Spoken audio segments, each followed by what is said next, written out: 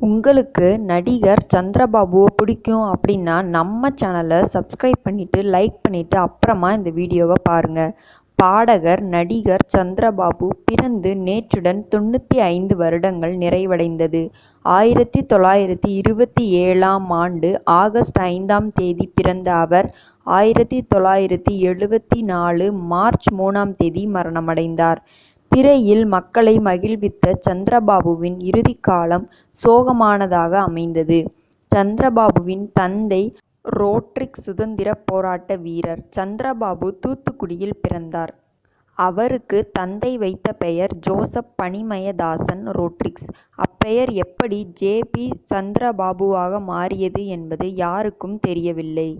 முற்போக்கு சிந்தனையும் கலைஞர்களுக்குரிய அசாதாரண வெளிப்பாடும் ஒருங்கே பெற்ற சந்திரபாபுவின் நடவடிக்கைகள் லௌகீக வாழ்க்கைக்கு இயைந்ததாக இருக்கவில்லை. 1958இல் நடந்த திருமணமும் அவருக்கு நிலைக்கவில்லை. திருமணமான அன்று முதலிரவின் போது தனது மனைவிக்கு வேறொரு காதலன் இருப்பதை அறிந்து கொண்ட சந்திரபாபு அவரை தனது காதலனுடன் இணைத்து வைத்ததாக ஒரு தகவல் இன்றளவும் உலா வருகிறது.